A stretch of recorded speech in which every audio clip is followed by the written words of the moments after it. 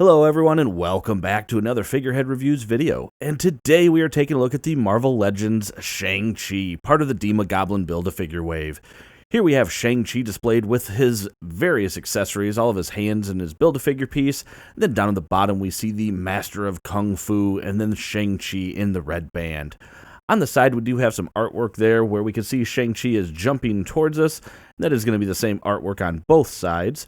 On the back, instead of the artwork, we do get a product shot here in a kung fu pose. And then we do have a very basic read-up. Shang-Chi is a master of martial arts and a warrior for justice.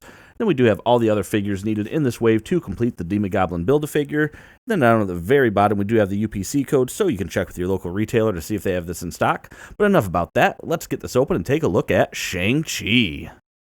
And here is Shang-Chi outside of his packaging, and a very cool figure to get, and certainly a timely release, considering he's going to be starring in his own MCU movie here in roughly the next year to year and a half, slated for a 2021 release, depending on how pushed back the schedule gets for the MCU. But anyway, very cool figure. Character was designed in the early 70s to really capitalize on the popularity of kung fu movies of the early 70s. You had a lot of the most popular Bruce Lee movies were coming out during that time. So Marvel really kind of getting in there into what was popular and making a character out of it. He doesn't have any kind of special powers or anything. He is just a master of kung fu for the most part. He does have the ability to master his chi, which of course is the energy, the life energy and things like that. But he doesn't have like superhuman strength or speed or anything like that. Now we do get some accessories with this figure, mostly hands, starting with a standard pair of fisted hands, a pair of flat palm hands, a pair of hands in a traditional martial arts pose, very cool looking, another pair of hands with a traditional martial arts pose to them, and finally a pair of gripping hands for the nunchucks. And speaking of the nunchucks, you are going to get two of them. So the first one is going to have the chains connected straight out, and it is flexible, so you can get him in some very cool looking poses where he is holding those. And then taking a look at the nunchucks themselves, very cool little dragon design on the end. I think that is awesome. And then we get it on both ends. And then if you wanted to, you can also get the other more iconic pose perhaps to Bruce Lee with the other set of nunchucks that have this 90-degree to them.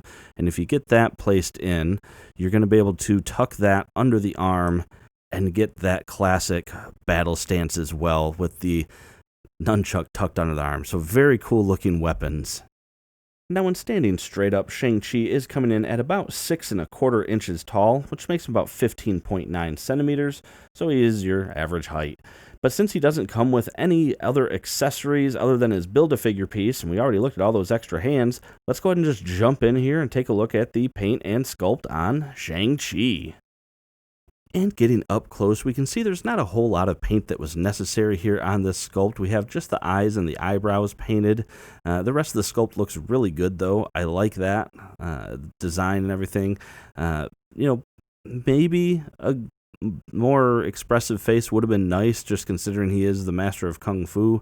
But at the same time, it could give you sort of a sense of calmness that he would have. Now, the hair is going to be a separate sculpted piece that's glued on, and the paint is actually going to be the red bandana, which came out okay. There's a few, like right there, missed spots, and you can kind of see some of the black bleeding through, but not too bad. And then the straps on the bandana came out looking pretty cool, and they are a little bit of a flexible material, so not going to get in the way too much, or you don't have to worry about them just popping off if you wiggle them around. But the hair itself does look really good. No highlights or anything like that, but it's decently sculpted.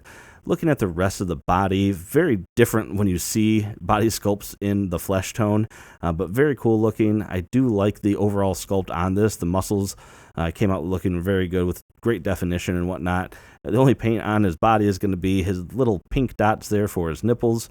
So yeah, that's fine. Yeah, no problems there. His belt, I can't seem to get it to want to come down any lower. I don't know if it's just getting stuck on something. Maybe it is. But the belt is pretty basic. It's just looks like a piece of fabric going around his waist. And then no paint here on the legs because we're going down with red until we get right down here where we are going to have the yellow on there. And so is it painted yellow?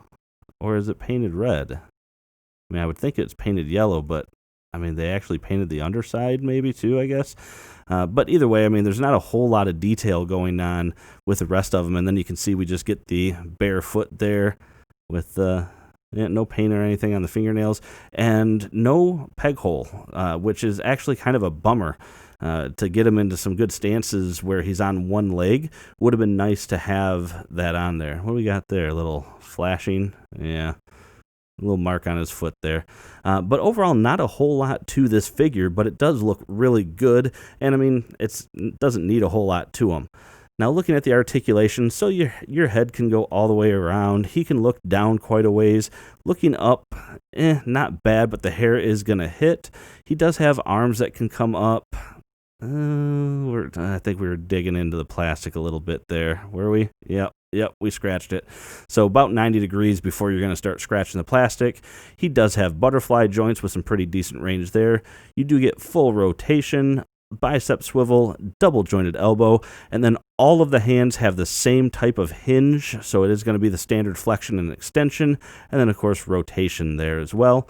He does have a pretty decent ab crunch forward and backwards, waist articulation, and then this is where I wish we had maybe some drop down hips, because his legs do not come apart very far, and a lot of kung fu stances that I found have a lot of low to the ground stances, so he can't get that low to the ground, unfortunately. He can kick forward pretty decent, backwards not much at all, upper thigh cut, double jointed knee. He does actually have a rotation here just above the ankle, and then he does have ankle pivot and hinge.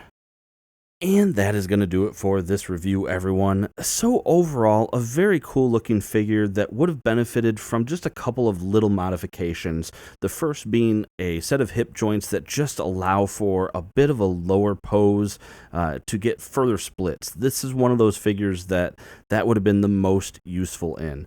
The next would have been just a deeper cut just to the front portion of the butterfly joints, like this pose here, which was, I basically just looked at a bunch of Bruce Lee poses of him holding nunchucks, and this was one of them that I thought was really cool looking too.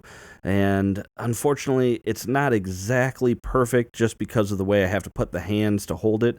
I mean, it still works. It looks okay, but there are some poses that a hyper-agile character like this would have really benefited from just some modifications to the articulation. And I know this probably is going to be the best buck that we have right now, though, for this. I guess once I see the retro Spider-Man, maybe that would have been a better one. We'll see. But this probably was the best option for what we have. I will give you that.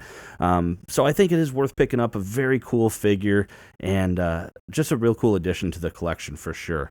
But with that being said, that is it for this review. Make sure to hit that thumbs up if you like it. Subscribe for more content just like this. Don't forget to leave a comment down below too. Let me know what you think. And aside from that, that's it. Thanks for watching my video, and have a great day.